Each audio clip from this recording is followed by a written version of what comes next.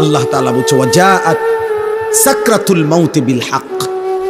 এই কথাটা সূরা কাফ কোরআনুল কারীমের ২৬ নম্বর পারা ৫০ নম্বর সূরা, সূরা কাফ এই সূরার একটা আয়াত। আল্লাহ বলছে বান্দা সত্যি সত্যি একদিন মৃত্যু যন্ত্রণা আসবে।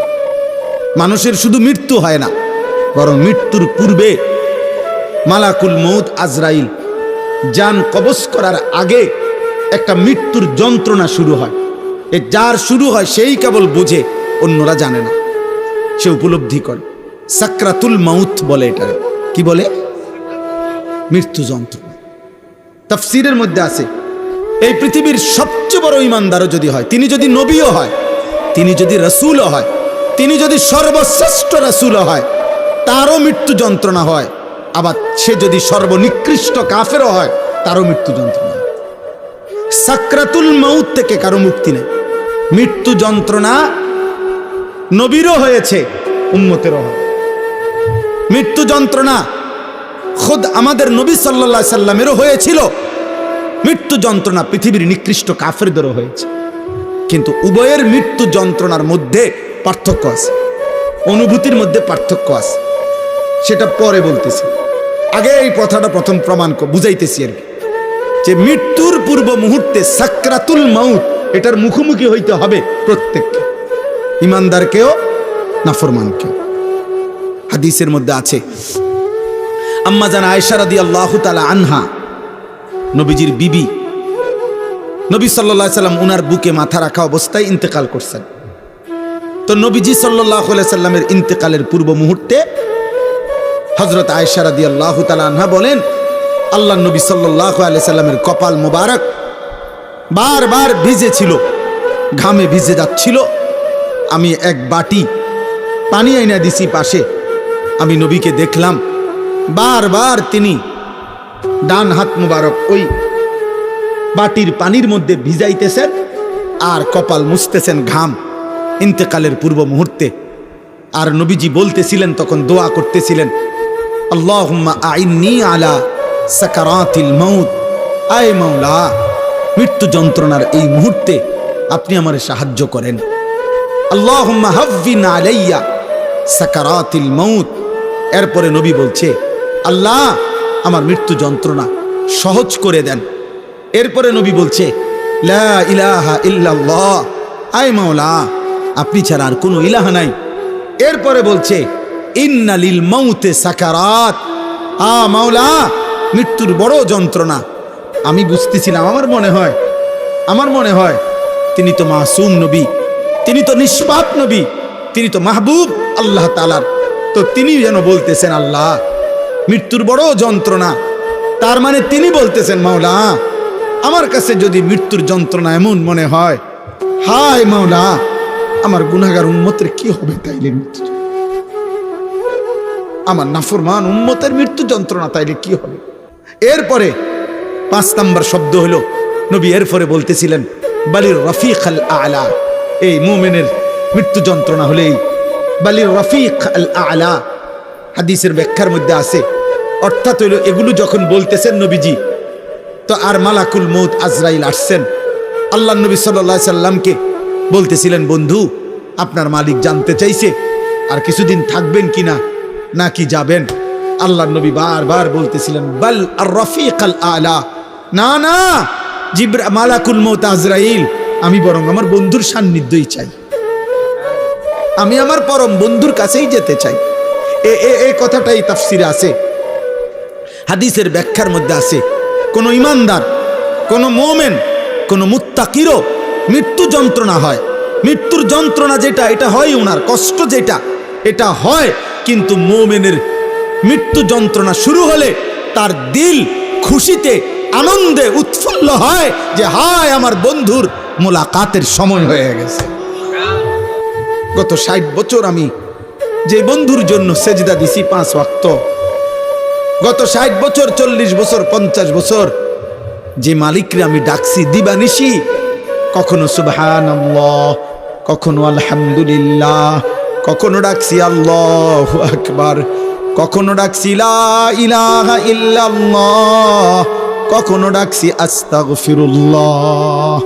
এভাবে বারবার বারবার সকালে দুপুরে সন্ধ্যায় বিকালে দাঁড়িয়ে বসে শুয়ে হাঁটতে চলতে উঠতে বসতে যেই বন্ধুকে ডেকেছি, মৃত্যুর যন্ত্রণা শুরু হলেই মোমেন বলতে থাকে, এবার বুঝি আমার বন্ধুর মোলাকাতের সময় হয়ে গেছে। সুবহান আল মাউতু জিসরুন অথবা জাসরুন ইউসিলুল হাবিব ইলাল হাবিব। কিতাবের মধ্যে আছে, ইমাম কুরতুবী রাহমাতুল্লাহ আলাইহির কিতাব আত-তাযকিরা, ওই কিতাবে আছে মৃত্যু হলো একটা ফুলের মতো, মুমিনের মৃত্যু একটা ব্রিজের মতো, মুমিনের মৃত্যু একটা সাঁকো পুলের মতো, যে পুলের এই পারে এক বন্ধু, এই বন্ধুর নাম হলো মুমিন, আর ওই পারে আরেকটা বন্ধু, ওই বন্ধুর নাম আল্লাহ। এই একজন হাবিব, এখানে একজন হাবিব। তো ওই পারের বন্ধু আল্লাহ, এই পারের বন্ধু মুমিনকে ডাকতেছে, আও আয়ালাও, এই পোল এটা পার হইয়া আসো, আসো আমি বন্ধুর মোলাকাতে আসো। তো বুজুর্গানে দিন বলে মৃত্যু হচ্ছে এমন যে একটা পোল, যেন এক বন্ধু এই পোল পার হবে মানে মৃত্যুবরণ করবে, তো পরম বন্ধু আল্লাহর মোলাকাত হয়ে যাবে, মোলাকাত। তাইলে কথাটা বুঝেন, মৃত্যুর যন্ত্রণা মুমিনের হবে কিনা? কথা বলে না, হবে। ভীষণ যন্ত্রণা, ভীষণ যন্ত্রণা। কিন্তু মুমিন এতে করে যত যন্ত্রণাই হোক সে তৃপ্তি পাবে। কোনটা? কেন?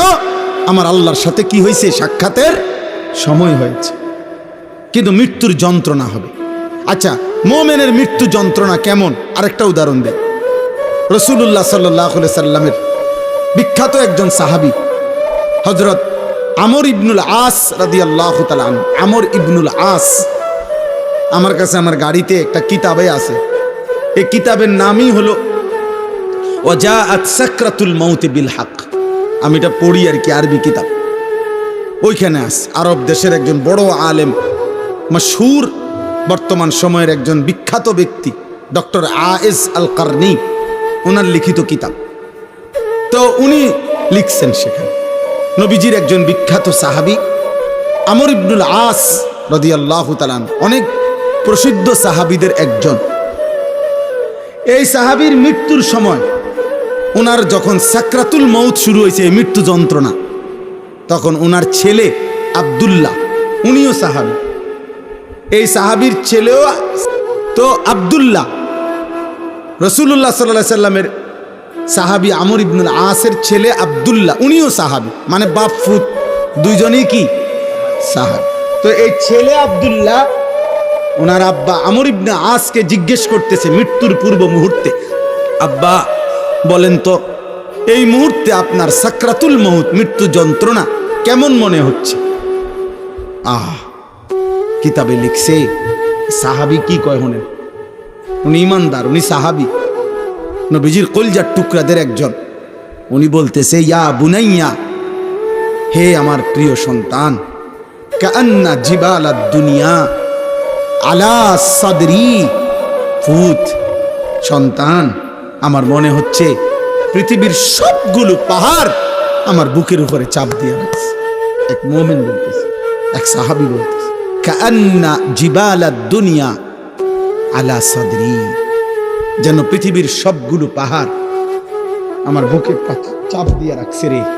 এরপরে আরেকটু আছে, উনি বলছে, ওয়া কাআন্নি আতানাফাসু মিন সাকবিল ইবরা, আমার মনে হচ্ছে ফুত সন্তান আমি যেন এই বুকে পাহাড় চাপা অবস্থায় সুইয়ের ছিদ্র দিয়া নিঃশ্বাস নিতেছি, ছিদ্র দিয়ে আমি যেন একটু একটু নিঃশ্বাস নিচ্ছি। প্রিয় বন্ধু, প্রিয় নওজোয়ান, আমার বাপ বলেন তো, একজন ইমানদার একজন সাহাবীর মৃত্যুর যন্ত্রণার হালাত যদি এমন মনে হয়, আজকে 30 বছর যে সুদ খায় এবার কি তা হবে? আজকে 60 বছর বয়স এখনো যিনি বিড়ি সিগারেট খায়, ওনার কি হবে? আজকে 60 বছর ধরে কথায় কথায় যে গালিগালাজ ছাড়া কথা বলতে পারে না, ওনার কি হবে? আজকে 60 বছর ধরে যিনি চা দোকানে বসে বসে এখনো বুড়ো হয়ে গেছে, এখনো রঙিন টেলিভিশনে নাটক সিনেমা দেখে, ওনার কি হবে? যে মহিলা আজকে 20 বছর ধরে 30 বছর ধরে বেপর্দা, আমার ওই মায়ের কি হবে? যে বোন আমার পরের ছেলের সাথে হারাম সম্পর্ক, অবৈধ সম্পর্ক করে আমার সেই বোনের কি হবে? আমার যুবক, তুমি যে গত 365 দিনে এক বছরে কোনো দিন ফজরের নামাজ পড়লা না, তোমার কি হবে? এই সময়ে যদি তোমার মৃত্যুর যন্ত্রণা শুরু হয়, হালাত কি হবে? বলো ভাইয়া, বলো ভাই। এরকম কয়টা উদাহরণ শুনবা? হযরত নূহ আলাইহিস সালাম 950 বছর যিনি দুনিয়ার হায়াত পাইছেন, ওই কিতাবে লিখছে ওনার যখন মৃত্যুর যন্ত্রণা শুরু হয়েছে, ওনাকে জিজ্ঞেস করছে, হে নবী নূহ, গত 950 বছর পৃথিবীতে ছিলেন, আপনার কাছে কেমন লাগছে? কতটুকু সময় ছিলেন দুনিয়ায়? 950 বছর কি মামুলি কথা? নূহ আলাইহিস সালাম কি বলছে জানেন? নূহ আলাইহিস সালাম বলছে, শোনো, আমার মনে হচ্ছে একজন লোকের একটা ছোট্ট ঘর, একটা ছোট ঘর, যে ঘরের এদিক দিয়ে একটা দরজা, এন্ডিয়া ঢুকে এন্ডিয়া বাইর হয় আরেকটা দরজা দিয়ে। উনি বলেন এই দরজা দিয়ে ঢুকে এই দরজা দিয়ে বাইর হইয়া মাঝখানে ঘরের এই জায়গাটুকু পার হইতে যে কদ্দুর সময়, উনি বলেন আল্লাহর কসম, মৃত্যু যন্ত্রণার এই মুহূর্তে গত 950 বছর আমার কাছে এমন মনে। তিনি নবী, তিনি নবী, ওনার হালাত যদি এমন হয়, আমার কি হবে? আমাদের কি হবে? আমাদের কি হবে? আয় কারীম। এজন্য দোস্ত তাফসীরে একটা উদাহরণ লিখছে, এই একটা উদাহরণ দিলে আপনি বুঝবেন। এবার বিপরীত অংশের উদাহরণ শুনেন। এই পৃথিবীতে ধরে নেন, ছেলেরা তোমরাও শোনো, কোন একজন যদি বুঝে, এই পৃথিবীতে যদি কেউ, তাফসীরের মধ্যে লিখছে 900 বছর হায়াত পাইল। কয়শো বছর? এই 900 বছর সে আল্লাহর নাফরমানি করছে। ধরেন চুরি, ডাকাতি, জিনা, ব্যভিচার, মদ, জুয়া, নাচ, গান, সুদ, ঘুষ, হারাম, আল্লাহর নাফরমানিতে কাটাইছে। সেজদা দেয় নাই, বন্দেগী করে নাই। কিন্তু 900 বছরে কোনোদিন 1 সেকেন্ডের জন্য হয় কোনো দুঃখ কষ্ট পায় নাই। ধরে নেন একবারের জন্য একটু চোখের পানি পড়ে নাই তার, একটা কাঁটার আঘাতও তার কোনোদিন লাগে নাই, 1 সেকেন্ডের জন্য তার মনটা খারাপ হয় নাই, কোনো কষ্ট, কোনো যন্ত্রণা, কোনো দুঃখ তার হয় নাই 900 বছরে। কিন্তু করছে কি? নাফরমানি করছে কি? খোদার কসম তাফসীরে লিখছে, এই 900 বছর পরে আল্লাহর নাফরমানি করে এক বিন্দু দুঃখ যে পায় নাই, যেদিন তার মৃত্যু যন্ত্রণা শুরু হবে, মৃত্যু যন্ত্রণার প্রথম সেকেন্ড, 1 সেকেন্ডে আল্লাহর কসম এই 900 বছরের সুখ আর আনন্দ এই নাফরমান প্রথম সেকেন্ডেই ভুলে যান। দ্বিতীয় সেকেন্ডে যদি তারে বলা হয়, হে আল্লাহর বান্দা, দুনিয়ার জীবন তুমি কেমনে কাটাইছো, সে বলবে, আয় রব মাওলা, জীবনের সুখ কি জিনিস আমি কোনোদিন দেখি নাই, আনন্দ কাকে বলে মাওলা আমি দেখি নাই।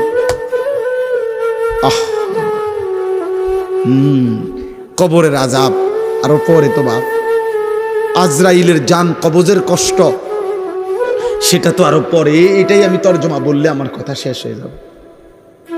এরপরে হাসরের ময়দানের কষ্ট, এটা তো আছেই। মিজানের পাল্লায় ওজনের কষ্ট, সেটা তো আছেই। ফুলসেরাত পার হওয়ার কষ্ট, সেটা তো আছেই। জাহান্নামের আযাবের কষ্ট, আগুনের কষ্ট তো আছেই দোস্ত। তাফসীরের মধ্যে আছে, ওই কিতাবের মধ্যে আছে, ইমাম কুরতুবীর কিতাব। ইব্রাহিম আলাইহিস সালাম আল্লাহকে, আজরাইলকে একদিন বলছিলেন, আজরাইল, নাফরমান পাপীর জান তুমি কেমনে কবজ করো, তোমার আকৃতি চেহারাটা তখন কেমন হয়, আমার একটাবার দেখাও। খোদার কসম আজরাইল বলছে, ইব্রাহিম নবী, আল্লাহর দোহাই, আপনি আমার এটা দেখতে চাইেন না, আপনি পারতেন না সহ্য করতে। ইব্রাহিম আলাইহিস সালাম বললেন, না আমি দেখবই, তুমি আমারে দেখাও। তো হযরত ইব্রাহিম আলাইহিস সালামকে মালাকুল মউত আজরাইল বলল, হে নবী ইব্রাহিম, আমারে 30 সেকেন্ড সময় দেন, 1 মিনিট সময় দেন, আমি আপনার থেকে একটু আড়াল হব। আচ্ছা ঠিক আছে। একটু আড়াল হইয়াই 1 মিনিট বা 30 সেকেন্ড পরে আজরাইল আবার ফিরে আসছে ইব্রাহিম নবীর সামনে, আল্লাহর কসম, ওই নাফরমানের জন্য আজরাইলের যে আকৃতি আগুনে ভরা, সারা দেহে জাহান্নামের আগুন ধাউ ধাউ করে জ্বলতেছে, ওই চেহারা নিয়ে আজরাইল যখন ইব্রাহিম নবীর কাছে এসে দাঁড়াইছে, একটা চিৎকার দিয়া ইব্রাহিম নবী বেহুশ হয়ে গেছে। লম্বা সময় পরে যখন হুঁশ আসছে আজরাইলকে স্বাভাবিক সুরতে, তখন ইব্রাহিম নবী দেখে বলছে, মালাকুল মউত আজরাইল, কবরের কষ্ট, জাহান্নামের কষ্ট, হাসরের ময়দানের কষ্ট কোনো নাফরমান পাপীর জন্য লাগবে না।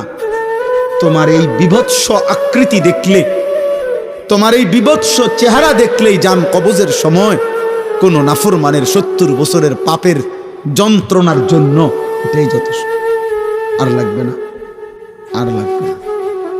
3 নাম্বার, নবী সাল্লাল্লাহু আলাইহি সাল্লামের হাদিসে আছে, আমি নিজে পড়ছি, আল্লাহ নবী সাল্লাল্লাহু আলাইহি সাল্লাম বলছে, কোন নাফরমান পাপীকে আল্লাহ তাআলা ফেরেশতাকে বলবে হাসরের ময়দানে, আল্লাহ বলবে, ওরে, ওইখানে নবী এই কথা বলছে যে 60 বছরে 70 বছরে যে কোনোদিন দুঃখ পায় নাই, আল্লাহ এরকম সুখের নাফরমান, ফেরেশতাকে বলবে, ওরে জাহান্নামের বাহিরটা একটাবার শুধু চারদিকে ঘুরাইয়া আনো, আর জাহান্নামের দরজা বরাবর বাহিরে তারে 1 মিনিটের জন্য 30 সেকেন্ডের জন্য দাঁড় করাইবা, এরপরে নিয়ে আসবা আমার কাছে। ফেরেশতা তাকে জাহান্নামের চারদিকে ঘুরাইয়া জাহান্নামের দরজার কাছে 30 সেকেন্ডের জন্য, 1 মিনিটের জন্য যখন রাখবে, দাঁড় করাবে, জাহান্নামের ভেতর থেকে আগুনের একটা গরম বাতাসের একটা ধাক্কা, বাতাসের একটা ঝটকা এই নাফরমান পাপীর বুকে আইসা লাগবে, এরপরেই ফেরেশতা তাকে আল্লাহর সামনে নিয়ে আসবে। আল্লাহ তাআলা বলবে, আমার বান্দা গত 70 বছর খুব সুখে এবং আরামেই কাটিয়েছ না? আল্লাহর কসম, নবী বলে, ওই ব্যক্তি তখন বলবে, রব্বুল আলামিন, সুখ কাকে বলে, আনন্দ কাকে বলে আমি জীবনে কখনো দেখিনি। বিশুদ্ধ হাদিস। এজন্য প্রিয় ভাই, রাত অনেক হয়েছে, নয়তো আরো বলতাম। কয়টা শুনবা তুমি? কিসের উপরে ভিত্তি করে যারা নামাজ পড়ছেন না, কেন পড়ছেন না? কোন বিষয়ের উপরে আপনি আস্থা নিলেন? কার উপরে আপনার ভরসা নিলেন? কোন শয়তান, কোন ইবলিস আপনার আস্থা ভরসা দিছে যে তোর কিছু হবে না? কিসের উপরে ভরসা করে সুদ খাইতেছেন, কিস্তি নিতেছেন, হারাম উপার্জন করছেন? বলেন না, কোন কথার উপরে ভরসা করবে? যুবক, তোমার কে এমন ভরসা হইল যাকে পেয়ে তুমি আল্লাহকে ছেড়ে দিলা?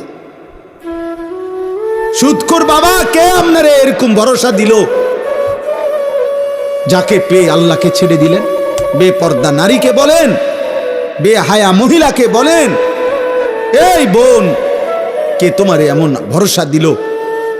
মা গাররাকা বিরাব্বিকাল কারীম।